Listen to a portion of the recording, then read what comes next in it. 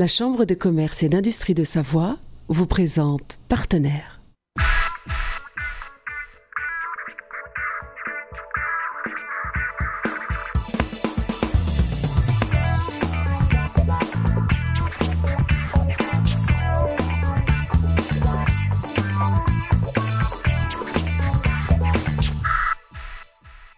Bonjour et bienvenue à toutes et à tous dans votre magazine Partenaire sur TV8 Mont-Blanc, Partenaire Savoie. Magazine exceptionnel, désormais un rendez-vous de 52 minutes qui nous permettra d'en savoir un peu plus sur le salon alpin. C'est le salon professionnel biennal alpin de l'hôtellerie et des métiers de bouche. Quelques informations, la 11e édition, vous le voyez d'ailleurs avec moi, venez voir ça. Et bien ici on va goûter tout ce qui se fait, une petite glace d'ailleurs pour se restaurer, ça fait plutôt du bien. Alors, je le disais, 11e édition du salon alpin de l'hôtellerie et des métiers de bouche qui s'est déroulé du 8 au 11 novembre 2013 à la Halle Olympique d'Albertville, dans ce lieu mythique. Alors, toutes les personnes qui sont réunies ici se concentrent à un seul endroit pour réaliser leur marché, pour préparer la future saison et puis pour anticiper naturellement les commandes en retrouvant ses fournisseurs. Ici d'ailleurs, un fournisseur qui nous propose de très belles gaufres magnifiques. Des animations, des démonstrations, des conférences et des rendez-vous interprofessionnels sur les dernières tendances qui se dérouleront pendant ces 4 jours. Ici, vous voyez par exemple la Chambre de commerce et d'industrie de la Savoie qui nous propose d'ailleurs un bon nombre de conférences, on en parlera tout à l'heure. En quelques chiffres, 12 000 entrées, 180 exposants. Et puis c'est donc, vous l'aurez compris, le lieu pour rencontrer les professionnels du marché alpin juste avant le début de cette saison. Un magazine exceptionnel, vous l'avez compris. Alors tout de suite, c'est le sommaire. Dans ce nouveau numéro de Partenaire TV, nous sommes allés à la rencontre des acteurs majeurs du secteur du tourisme, réunis et présents, vous l'aurez compris, lors de ce salon qui marque le début de la saison hivernale. Plusieurs intervenants vont se succéder entre plateaux télé, entre premiers et bilans pour la saison d'été, taux de remplissage pour la prochaine saison d'hiver ou encore enjeux pour les professionnels pour les années à venir. Nous aborderons, vous l'aurez compris, l'ensemble de ces thèmes, tout comme les actions mises en place par la CCI Savoie pour valoriser les acteurs du tourisme. Il sera question également d'accessibilité, un enjeu majeur au 1er janvier 2015. Direction donc notre plateau TV aménagé spécialement pour l'occasion par la société Déplacer les montagnes avec une pensée particulière pour Nicolas Morel.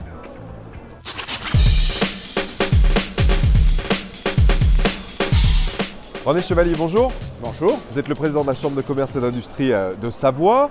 Un stand est aménagé par vos soins ici sur ce salon. Vous, on le sait, vous avez la présidence d'honneur de tous les salons en Savoie cette année. C'est l'un des derniers grands rendez-vous de l'année selon vous? Oui, c'est le dernier grand rendez-vous de l'année, un salon important puisqu'il a lieu tous les 2 ans. Salon alpin qui se passe donc à Albertville, au croisement des vallées de la Maurienne, la Tarentaise et du Beaufortin, donc vraiment au pied de l'ensemble des stations de ski. Et on le sait aussi, qui est un salon qui attire aussi bien tous les professionnels des Alpes, puisque nous avons beaucoup de personnes qui viennent et de l'Isère et de Haute-Savoie. Il y a même nos amis alpins qui sont présents. Alors, on le sait, vous avez décidé de valoriser ici des actions touristiques. C'est le lieu, c'est le dernier, vous l'avez dit, c'est le dernier rendez-vous, grand rendez-vous avant de remonter, de faire cette saison qu'on espère bonne en termes d'activité. Mais vous avez souhaité, vous, la CCI de Savoie, valoriser le tourisme dans son ensemble puisque c'est la première activité du département en termes de revenus économiques. Oui, on sait que le tourisme représente plus de 50% de notre PIB. C'est aussi pour nous un moment important parce que ça nous permet de rencontrer nos ressortissants de la montagne qui ont une activité saisonnière. Donc effectivement, ils s'accordent une petite pause, c'est ça quelque part? Voilà, et c'est un début de saison, ils viennent, on les voit et ça nous permet de pouvoir les rencontrer, d'échanger avec eux et aussi pour certains de les retrouver puisqu'effectivement certains s'étaient peut-être éloignés de la CCI et aujourd'hui ça les permet de les revoir. Donc c'est un moment important comme il a lieu tous les 2 ans. C'est intéressant, vous parlez de venir retrouver la CCI, ça veut dire que vous, de par les actions que vous avez su mettre en œuvre, quand je dis vous, c'est avec l'ensemble des collaborateurs naturellement, dans le cadre de cette politique mise en œuvre pour la CCI, vous avez su reconquérir les ressortissants du tourisme et de la montagne, ou en tout cas leur proposer une offre? Oui, tout à fait. Je crois qu'on peut dire maintenant à mi-mandat qu'effectivement nous sommes arrivés à dynamiser la CCI et à redonner envie à un grand nombre de nos ressortissants de venir nous voir, pour ceux qui avaient oublié de venir nous voir ou nous de ne pas contacter. utiliser les services que vous proposez. Alors, vous dites qu'il faut susciter l'envie. Alors l'envie, ça passe souvent par de la communication et parfois par des événements, de la communication événementielle. Vous avez lancé lors de ce salon une opération intitulée « Les Inédits des Neiges ». Qu'est-ce que c'est les Inédits des Neiges?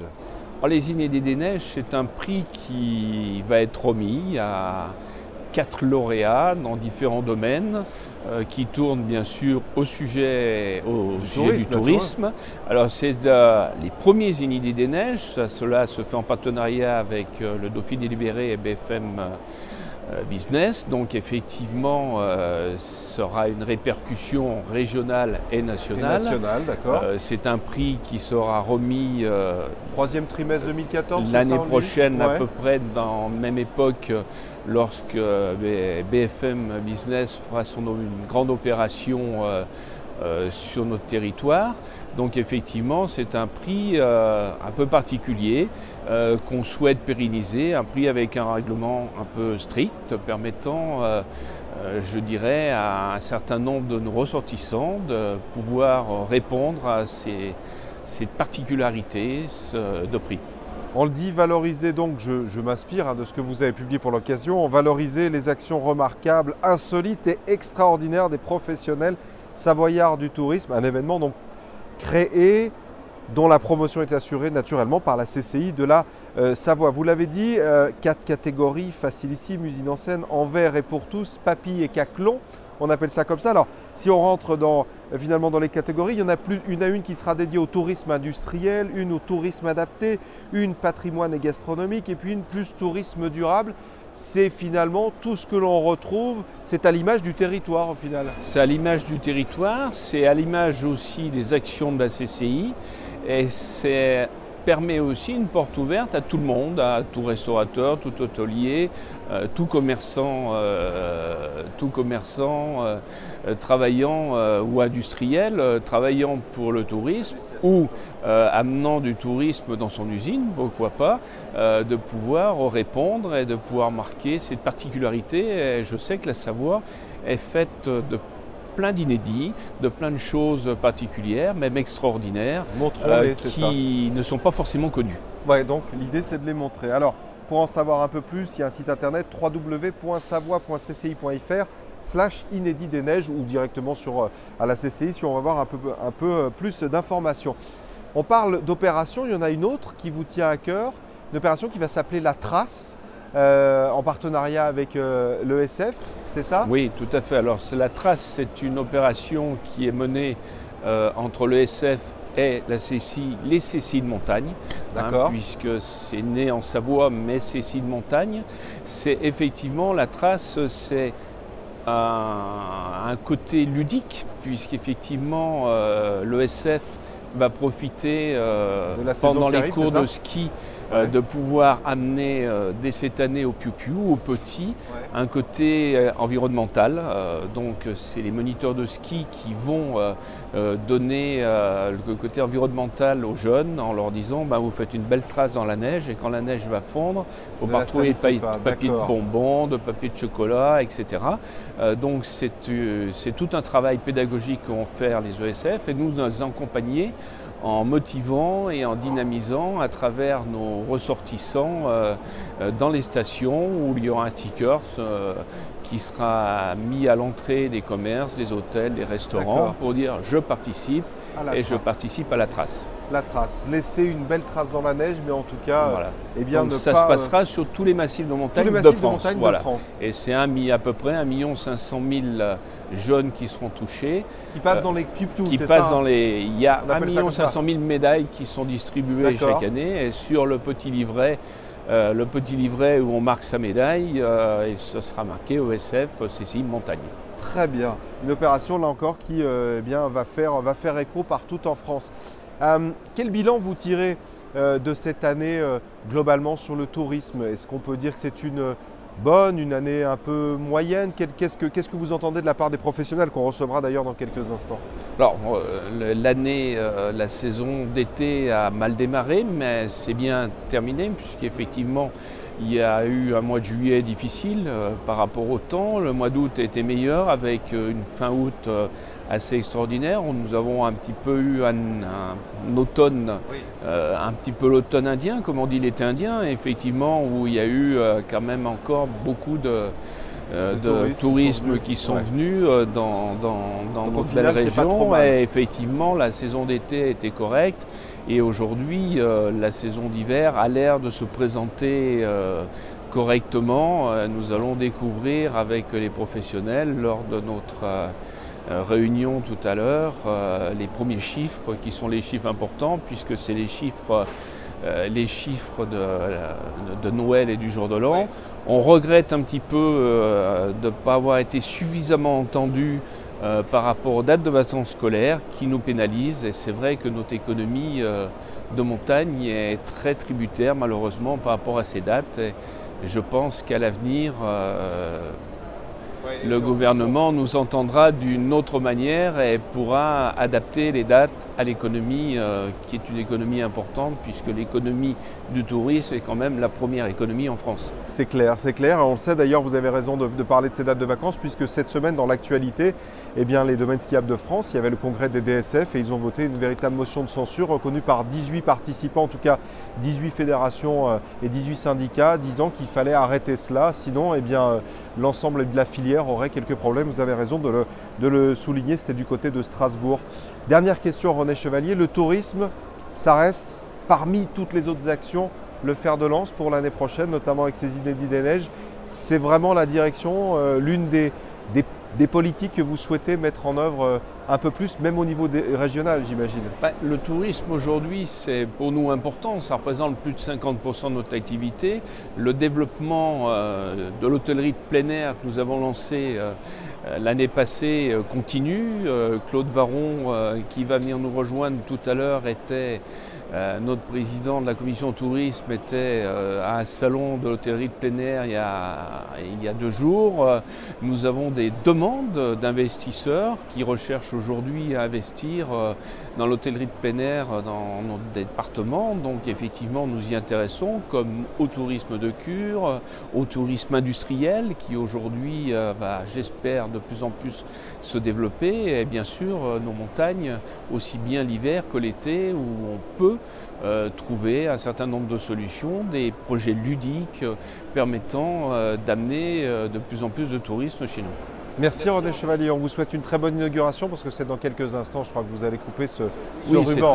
C'est un moment toujours agréable et j'ai toujours plaisir et j'aurai un grand plaisir à inaugurer ce salon qui me tient à cœur. Merci René Chevalier.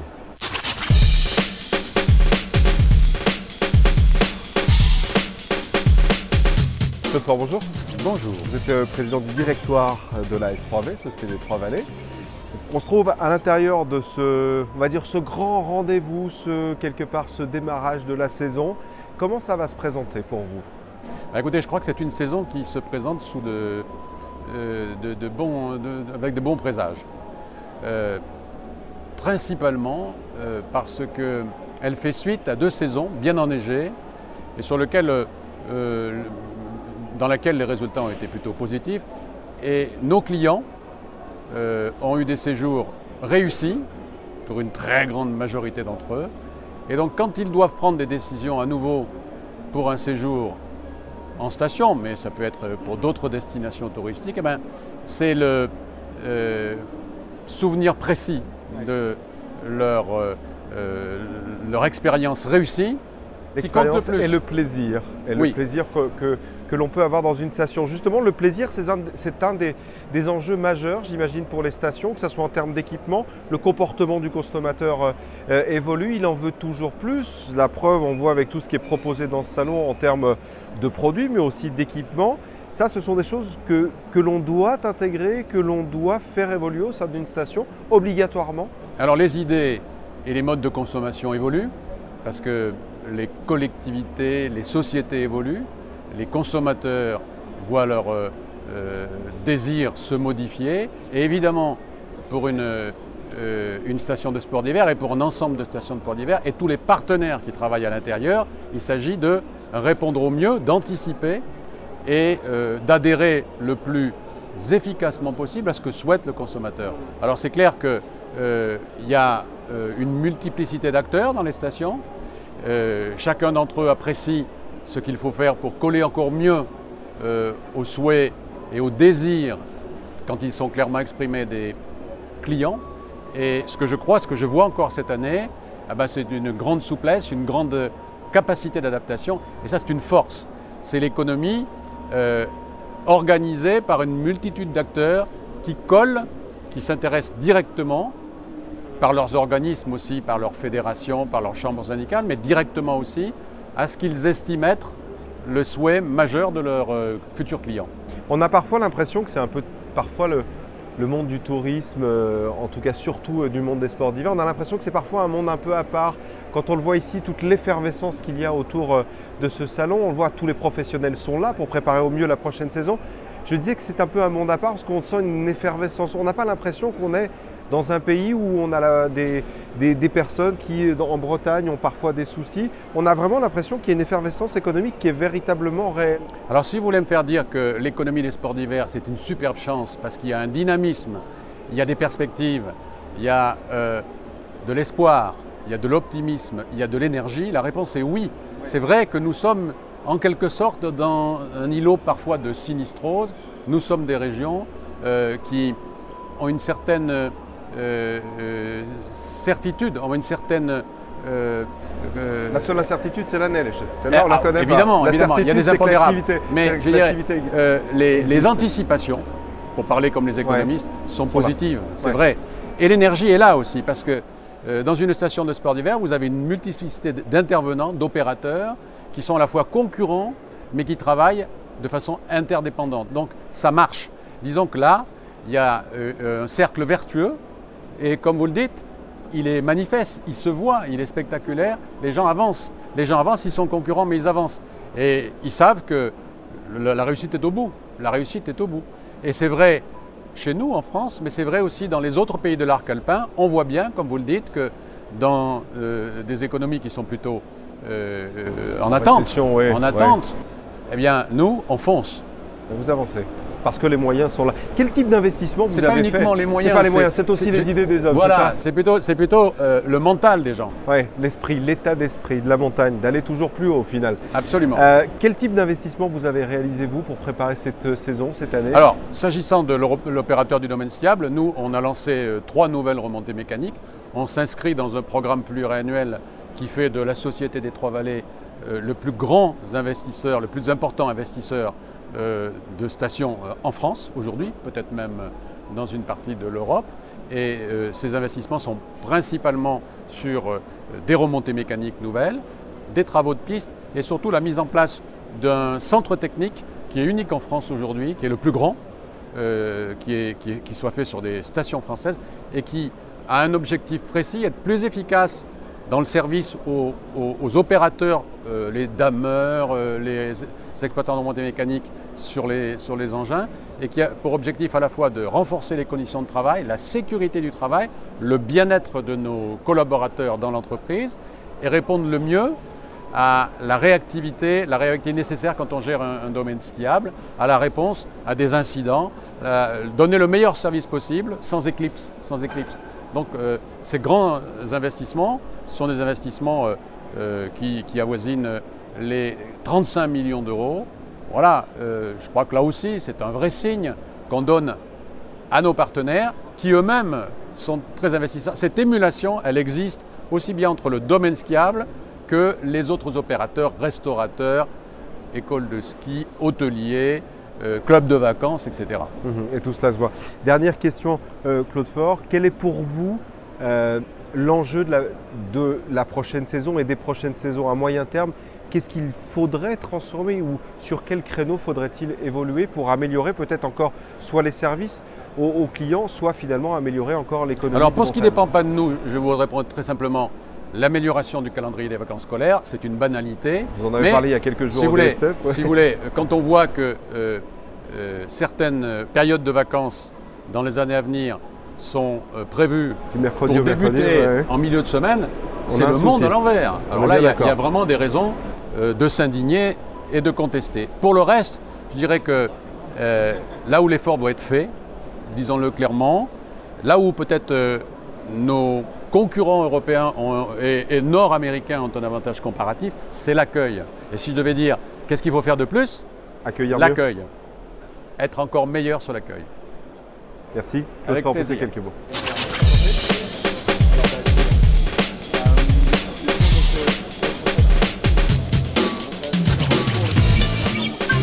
Xavier Guillermic, bonjour. Bonjour. Bonjour, vous êtes le directeur montagne Europe et des opérations France pour le Club Med. Tout à fait.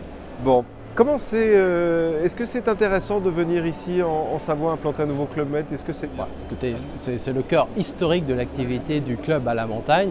Ça fait 50 ans qu'on est à la montagne, mais nous avons aujourd'hui 14 villages en France, dont 9 en Tarentaise. Alors évidemment, Albertville, c'est le berceau des activités neige pour le club à la Donc montagne. être là, c'est essentiel. Bien sûr. On le voit, on en parlait il y a quelques minutes avec Claude Fort, une véritable effervescence autour de l'hôtellerie, autour des services à donner à la personne. Comment vous, au Club Med, aujourd'hui, surtout le secteur de la montagne, vous répondez aux attentes de vos clients, toujours plus exigeants? Nous sommes inscrits depuis une dizaine d'années maintenant dans une stratégie, comme vous le savez certainement, de montée en gamme. Nous avons rénové la plupart de nos villages qui étaient exploités depuis 20 ou 30 ans. Nous les avons soit montés de 2 à 3 tridents, soit de 3 à 4 tridents en les rénovant, ou en construisant depuis 2002. Nous avons commencé par Serre-Chevalier, puis Peuzet-Valandry en Tarentaise, puis Valmorel en 2010, qui a ouvert donc en 2011, mais aussi Pragelato dans le Piémont, qu'on a ouvert et inauguré l'année dernière. Et ça sera aussi le cas pour notre futur village de Val Thorens, 4 tridents, qui est actuellement en travaux et qui ouvrira en décembre l'année prochaine. Et donc toute notre stratégie de montée en gamme vise à ce que vous dites, c'est-à-dire apporter le maximum de services à la personne, notamment pour notre clientèle qui est de plus en plus internationale, puisque à aujourd'hui, il faut le savoir, 45% de nos clients ne sont pas francophones. C'est-à-dire qu'aujourd'hui, nous accueillons énormément de clientèle qui vient d'Amérique du Sud, le Brésil, l'Argentine, mais aussi de plus en plus de Russes, d'Ukrainiens, de plus en plus de Turcs, de plus en plus de Sud-Africains, de plus en plus d'Asiatiques, qui ont évidemment une exigence particulière dans le service. Donc nous avons développé à l'intérieur de nos villages des espaces 5 tridents, c'est-à-dire des suites avec un service très haut de gamme. Et à Valmorel, nous avons même aussi construit des chalets de grand luxe où nous apportons un service très premium à cette clientèle très exigeante. Tout ça, forcément, cette montée en gamme a un coût pour vous, un investissement fort à réaliser sur vos équipements, même en termes d'équipement en général à la personne. Comment vous arrivez à financer ça? C'est parce que vous ciblez aujourd'hui cette clientèle qu'on dit plutôt middle class, voire high class? High class. C'est comme ça que vous arrivez à financer ce développement économique ou pas? Écoutez, d'abord, le principe du club, c'est qu'on s'implante aussi là où on ressent une volonté des élus, des collectivités locales de nous accueillir. Quand on s'implante dans un terroir, il faut aussi qu'il y ait une contrepartie et une envie des partenaires de nous accueillir. Et en général, on fait du financement avec des investisseurs, soit publics, soit privés. Ça peut être des collectivités, ça peut être des banques, des établissements bancaires. Et nous cofinançons, puisque nous n'avons pas, nous, vocation aujourd'hui en 2013 à être propriétaires de nos murs, puisque ce n'est pas le fond de notre activité. Nous sommes en général locataires des villages que nous exploitons et nous réunissons de manière assez, je ne dirais pas facile, mais de manière assez aisée, je dirais, parce qu'en général, il y a une certaine, aujourd'hui, aspiration d'un grand nombre de stations en Savoie, en Haute-Savoie, d'accueillir sur son territoire un village du Club Med. Donc en général, nous avons toujours un beau projet, soit en termes de structure, soit en termes de service pour monter en gamme. Ça a été le cas à Peuzet-Valandry entre les Arcs et la Plagne, où il n'y avait absolument rien et où très naturellement nous avons financé assez facilement le village. Valmorel, qui n'était pas une station très connue avant l'implantation du club, maintenant c'est devenu le dernier endroit à la mode où construire. C'est pas pour vous jeter la pierre, mais aujourd'hui on assiste, vous montez en gamme. Beaucoup, vous l'avez dit, de stations souhaitent vous voir, ou de collectivités vous voir arriver. Est-ce qu'à un moment donné, la montagne ne devient plus qu'un endroit réservé aux catégories un peu élitistes, pardon l'expression? Non, non. En tout cas, l'équipement en général? Non, pas du tout, parce qu'il est vrai que le Club Med est le premier opérateur à la montagne, avec 14 villages en France, ce qui représente une force de frappe, un socle très important. Cela dit, le marché aujourd'hui est quand même assez morcelé et il y en a, vous savez, nous sommes présents dans 14 stations, il y en a quand même 250 dans les Alpes, donc il y a une offre quand même très large. Qui est très large. C'est quoi le tourisme de demain? Il ressemble à quoi? Alors, je dirais qu'il est divers. Si on reste sur la montagne, nous avons l'ambition d'être un leader mondial des vacances haut de gamme, multiculturelles et conviviales à la montagne. Ce qui fait que notre ambition, c'est évidemment de continuer à se développer à la montagne en France, mais pas exclusivement. C'est-à-dire que le tourisme, il sera de plus en plus international, dans les zones où il y a actuellement de la croissance. Donc l'idée, c'est de faciliter les échanges pour venir chez vous? Non seulement l'idée, c'est d'attirer le plus possible de touristes internationaux, mais c'est aussi pour nous de s'implanter dans des pays de ski. Alors, c'est le cas de la Chine, c'est le cas du Japon, c'est le cas de la Corée, mais c'est aussi le cas de l'Amérique du Nord où nous avons des projets de développement. Donc nous, évidemment, les Alpes françaises sont le cœur de notre business et nous allons continuer de nous développer, la preuve avec Val Thorens. Mais notre idée, le tourisme de demain n'est pas exclusif. Il faut aller aussi rechercher la croissance là où elle est.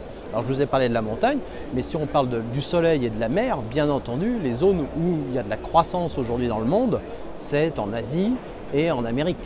Donc il faut aussi, une entreprise comme le Club Med travaille avec force à une implantation le plus internationale possible. On a parlé de cette relation publique-privée que vous pouvez avoir parfois avec les opérateurs, enfin avec les communes ou les collectivités qui vous reçoivent. Comment se passe cette relation? Ils sont, j'ai cru le comprendre, assez heureux de vous voir arriver parce qu'on développe des infrastructures, mais comment se passe cette relation en général?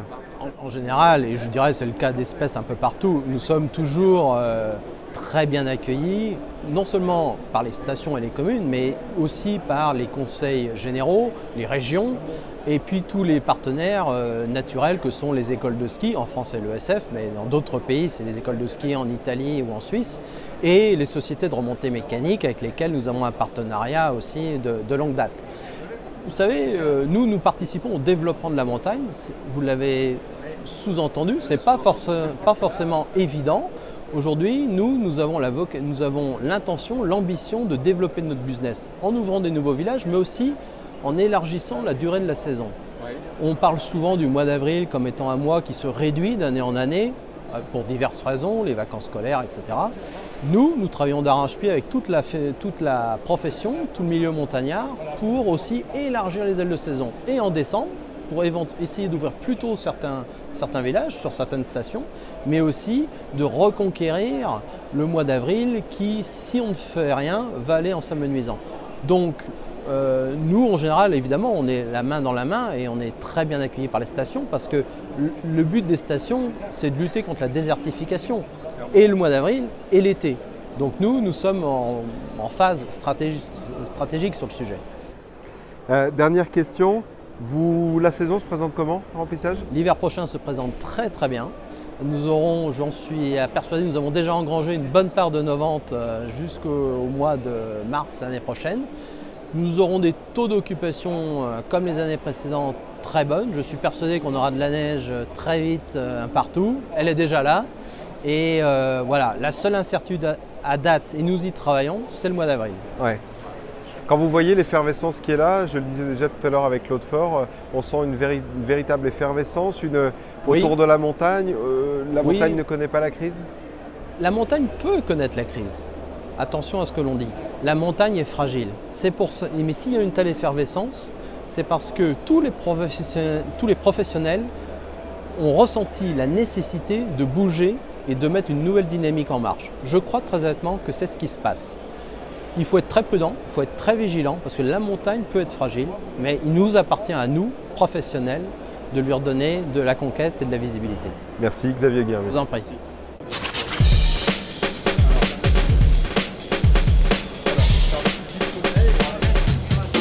Vincent Roland, bonjour. Bonjour. Je rappelle, vous êtes président de Savoie Mont Blanc Tourisme.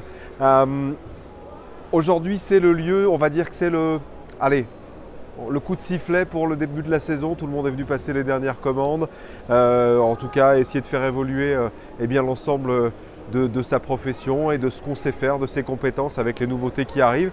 Qu'est-ce qui, selon vous, au regard de l'expérience que vous avez et du mandat que vous avez au sein de cette grande structure qui fait la promotion eh bien, de nos deux territoires, qu'est-ce qui manque aujourd'hui pour qu'on aille encore plus loin, que ce soit l'hiver ou l'été dans nos professions? Alors déjà, s'agissant de l'hiver, on est leader mondial, donc il faut le rester, tout va bien, mais, pas complètement, attention. mais il faut le rester. Le plus dur, c'est de garder la première marche du podium, c'est d'investir et s'adapter aux attentes de la clientèle, investir en modernisant son outil touristique, quel qu'il soit, et puis avoir une promotion regroupée et agressive, entre guillemets, pour vanter les mérites de la destination, dont on dit que c'est la plus belle au monde s'agissant du ski. Vous parlez de promotion. Alors sur l'hiver, je pense qu'on la connaît assez cette promotion. On vient ici et on revient parce qu'on sait qu'il y a de la neige, qu'il y a des infrastructures qui permettent de faire du grand ski. Est-ce que par contre la promotion est à faire plus l'été? On en parle depuis des années de cette promotion effectuée l'été, mais est-ce que c'est là-dessus que le point d'attache doit être fait le plus? Alors, premièrement, il ne faut pas négliger l'hiver parce que c'est notre fonds de commerce essentiel et on continue de travailler et à conforter cette activité touristique en hiver. Et c'est sur l'été, être plus que jamais regroupés parce qu'en été, nous sommes en concurrence avec le monde entier d'une certaine manière, la mer, la ville et la campagne.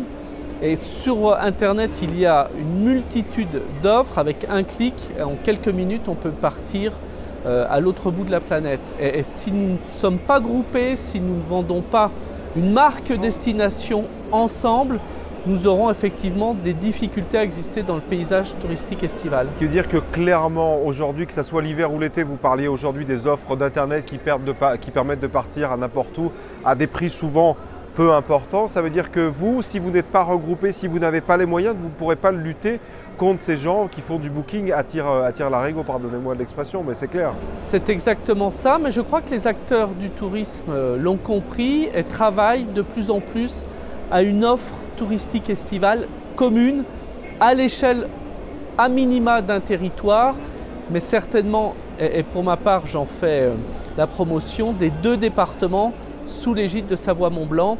C'est à partir de cette marque que nous aurons une lisibilité sur l'offre touristique estivale. La promesse de marque avec tout ce qui est associé, on connaît bien ça dans le monde de la communication.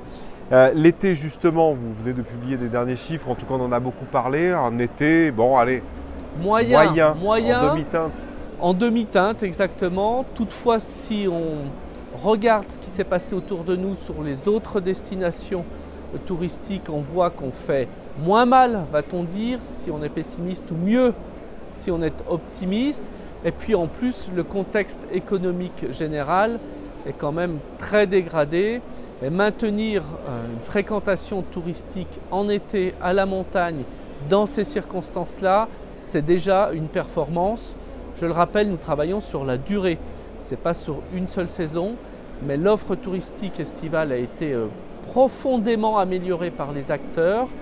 Aujourd'hui, nous sommes dans une phase de le faire savoir pour que dans l'imaginaire du vacancier, on puisse se dire l'été à la montagne, je vais me reposer, je vais m'amuser, je vais profiter de mes vacances et je ne m'ennuierai pas. C'est aussi bien que l'hiver au final, c'est ça? C'est différent et aussi bien. Aussi bien. Dernière question, les chiffres pour l'hiver, le remplissage a l'air pas trop mal. Je le dis souvent, l'effervescence ici est importante. On voit un bon nombre d'acteurs. Près de 12 000 visiteurs vont se succéder, 12 000 professionnels ici pendant les 4 jours. Est-ce qu'on ne sait pas un petit monde à part, l'économie de la montagne?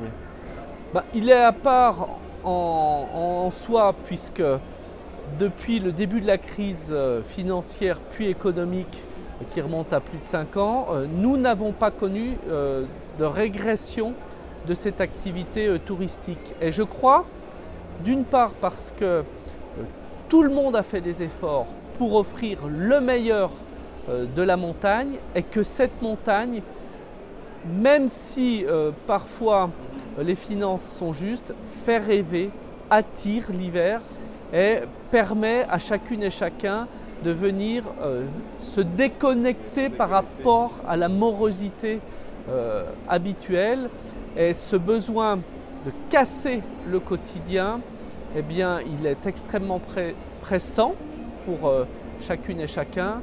Et on le retrouve à la montagne parce que quelques minutes déjà sur les skis permettent eh bien, d'oublier tous les tracas à la maison.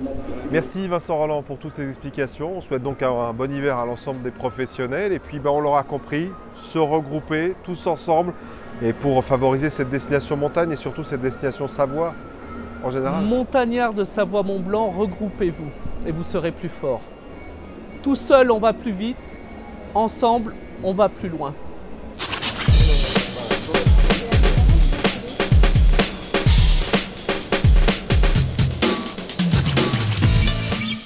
Fabrice Fancook, bonjour. Bonjour. Vous êtes président de la communauté de communes Cœur de Tarentaise. Vous devez ici, en vous baladant depuis que vous êtes arrivé, rencontrer un bon nombre des professionnels qui sont sur votre territoire. Vous les avez rencontrés, qu'est-ce qu'ils vous disent? Quel est un petit peu on va dire, allez, la tension, le pouls, qu'est-ce que vous entendez? Ils sont d'abord très heureux d'être ici parce que ce rendez-vous est un rendez-vous très très important. Ils peuvent de leur côté préparer cette saison au-delà déjà des contacts quotidiens qu'ils peuvent avoir. On sait que nous sommes dans une situation globalement où tout le monde se plaint, tout le monde est en crainte, mais on sent dès que l'on traverse ici les allées aussi un véritable dynamisme et une volonté d'entreprendre de toutes ces entreprises locales. Ouais. C'est un secteur, est-ce qu'on peut parler d'un secteur un peu à part, ce secteur de la montagne et du tourisme en tout cas, dès qu'on parle de l'hôtellerie de montagne, c'est un secteur ici, pas trop encore, vous avez dit, on est un peu en crise, mais c'est un secteur qui est assez préservé tout de même. C'est un secteur qui est évidemment lié et en dépendance avec le reste du monde, mais c'est évidemment, il faut le reconnaître aussi, un secteur qui aujourd'hui sait tirer son épingle du jeu, se trouve quand même sur des créneaux que l'on peut qualifier de niche parfois et sur lesquels on sent bien encore un dynamisme très fort. On sent un dynamisme très fort, mais on sent aussi qu'on doit cela à l'ambition et au dynamisme des professionnels qui l'animent. Quels sont pour vous les enjeux du tourisme en général? Vers quoi il va falloir se poser les bonnes questions et évoluer selon vous? Le monde du tourisme que nous connaissons est un monde qui a toujours su faire preuve d'expérimentation. Et l'époque que nous vivons n'échappe pas non plus à cette dynamique. Donc le tourisme de demain sera le tourisme qui aura su s'adapter et pour pouvoir s'adapter, qui aura su expérimenter peut-être avant les autres. Alors ça tient compte d'un climat d'économie générale, ça tient compte de la réhabilitation de l'immobilier de tourisme bien sûr, ça tient compte aussi du climat et de cette évolution climatique dont on parle beaucoup, pour lequel on sait qu'il va y avoir évidemment des incidences. Et il faut savoir s'adapter. On sait agir. S'adapter par rapport à ce monde en mouvement. Et on sait que ce monde du tourisme sait s'adapter par rapport au monde en mouvement. Qu'est-ce que vous attendez des professionnels vous l'avez dit, il faut preuve de dynamisme, ils vont toujours plus loin, mais qu'est-ce qu'on peut attendre, eux, de ces professionnels du tourisme en général, qu'ils améliorent? Souvent, on montre du doigt la France avec cette capacité d'accueil un peu, parfois on va dire, allez, pas très bonne, notamment sur la clientèle internationale, parce que tout simplement parce qu'on ne parle pas la langue. Est-ce que c'est ici qu'il faut qu'il y ait des points d'attention? Est-ce que c'est sur d'autres points? Qu'est-ce que vous envisagez, vous? On ne doit pas stigmatiser sur un sujet comme celui-là, même s'il est vrai qu'on peut encore faire quelques efforts en direction des langues, en direction de l'accueil. On a la chance d'avoir des prestations de très grande qualité dans notre région, dans nos régions de montagne. On peut encore faire quelques efforts. On sait que les professionnels s'adaptent au fil de l'eau. On sait aussi que ce monde des saisonniers, ces 30 000 saisonniers qui rejoignent la Tarentaise par exemple chaque année, est un public qui se fidélise. Donc on a tout doucement un monde du tourisme qui évolue et qui sait gommer les quelques difficultés qu'on avait pu pointer. Vraiment, je dis, ne les stigmatisons pas, aidons ces professionnels à améliorer encore les prestations déjà de grande qualité qu'ils nous offrent. On en parlait tout à l'heure avec Vincent Rolland, il nous disait clairement qu'aujourd'hui il y a besoin d'être tous ensemble pour promouvoir cette destination montagne, pour tous s'associer et proposer un produit le meilleur soit-il, que ce soit l'été ou l'hiver. Vous partagez cette opinion du tous ensemble parce que chacun, face au mastodonte Internet par exemple, qui fait la promotion de notre destination, n'y arrivera pas. Qu'est-ce que vous pensez de ça? Je le partage bien sûr, parce qu'il faut savoir se serrer les coudes d'abord quand les situations sont plus difficiles, évidemment. Il faut aussi savoir se serrer les coudes parce qu'un client qui arrive dans notre région de montagne est d'abord un client. Et qu'il aille ensuite vers une autre destination de la même région de montagne, ça reste toujours un client qui profite à notre économie locale. Vous avez cité l'été, c'est important de citer l'été. On est ici aujourd'hui à la veille de la saison d'hiver, mais il ne faut pas oublier que cette saison d'été, sur laquelle nous avons encore beaucoup à faire, sur laquelle nous n'irons évidemment jamais sur les chiffres que nous pouvons connaître l'hiver, il nous reste encore beaucoup à faire. Un certain nombre d'éléments ont été engagés, qu'il s'agisse des professionnels, qu'il s'agisse des élus, l'ensemble des acteurs de la montagne savent aujourd'hui se serrer les coudes pour développer des produits nouveaux, proposer à la clientèle, aux touristes, quelque chose qu'ils ne peuvent pas retrouver ailleurs. On a la chance de bénéficier dans nos régions d'une montagne qui est accessible, d'une montagne qui permet de vraiment se dépayser, de découvrir quelque chose de merveilleux, et c'est en le faisant tous ensemble que nous y arrivons. Et sans une concurrence entre les uns et les autres, mais bien en prospérant tous ensemble. Et au travail d'une économie globale et surtout locale qui profite à tous. Merci Fabrice Pannecourt pour ces questions. Merci.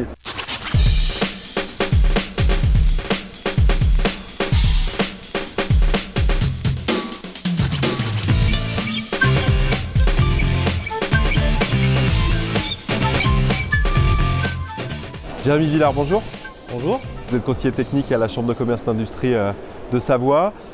Vous avez réalisé au cours de ce salon alpin une conférence autour de l'accessibilité des personnes. En quoi c'est un enjeu pour tous les professionnels de l'hôtellerie et les professionnels de la montagne en général? Alors pourquoi un atelier sur l'accessibilité? Parce que l'accessibilité c'est demain. On a une loi qui date de février 2005 qui, on va dire, règle en général qui dit tout établissement qui reçoit du public doit être accessible au 1er janvier 2015. Donc 1er janvier 2015, demain. Donc on explique quel est le principe de cette loi, quels sont les enjeux, on démystifie un petit peu cette loi et comment la Chambre de commerce peut accompagner justement les chefs d'entreprise dans cette mise aux normes. C'est une obligation légale? C'est une obligation réglementaire, effectivement. Par contre, on peut essayer, plus que de l'obligation réglementaire, comment on la transforme en avantage concurrentiel, comment on la transforme justement sur une accessibilité pas seulement des personnes en situation de handicap, mais sur une accessibilité améliorée à toute sa clientèle. Vous l'avez dit, 1er janvier 2015, c'est demain. Est-ce que tous les professionnels sont prêts? Aujourd'hui, on est encore loin du compte, si j'ai envie de dire.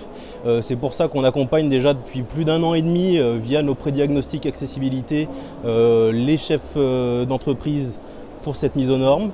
On travaille activement également au niveau de la sous-commission accessibilité pour porter justement ces mises en accessibilité des commerces et entreprises et les aider dans cet accomplissement.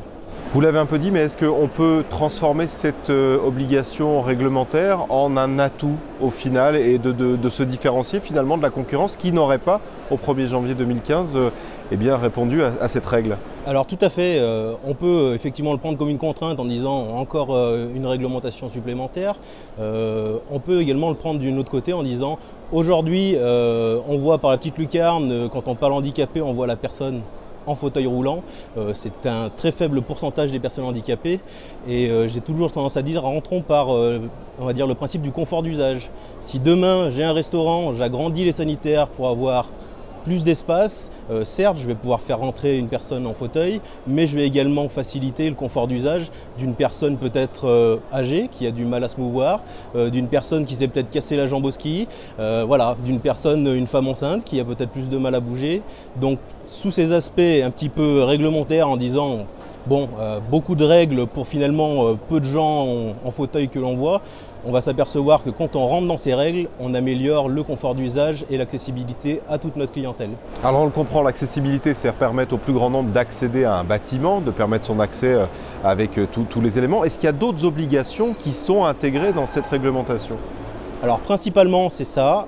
Pour les petits établissements, la loi est précise, c'est-à-dire que le principe, comme je l'ai dit, c'est l'accès à tout pour tous, mais dans les établissements existants, on parle de qualité d'usage équivalent, c'est-à-dire j'ai un établissement sur 2 étages, tout l'établissement n'est pas obligatoirement accessible à partir du moment où je propose une prestation équivalente dans un endroit de l'établissement.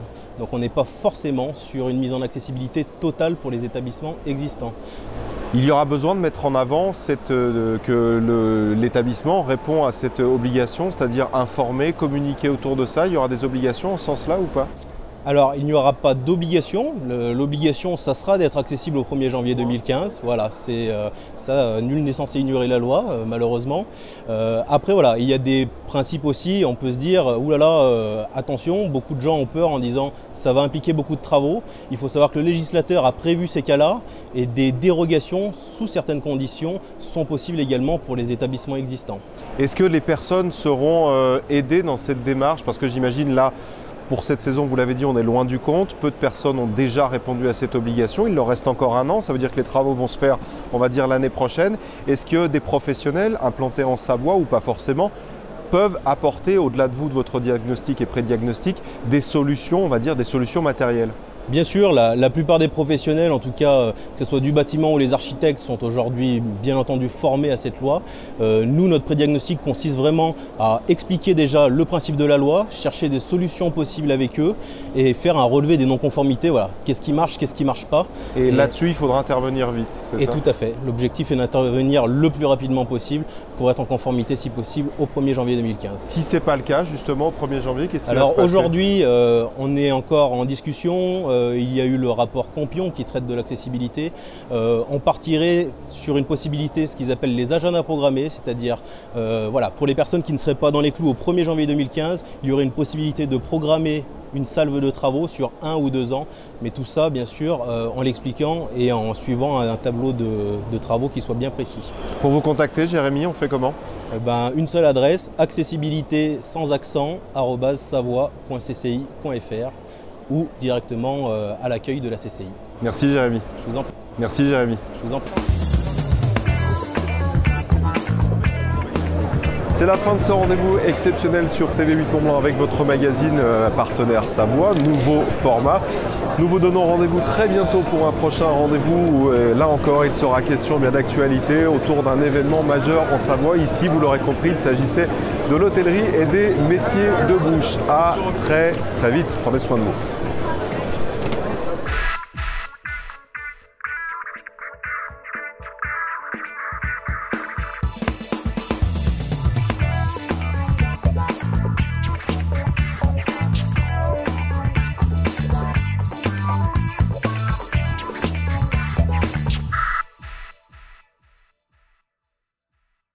La Chambre de commerce et d'industrie de Savoie vous a présenté Partenaire.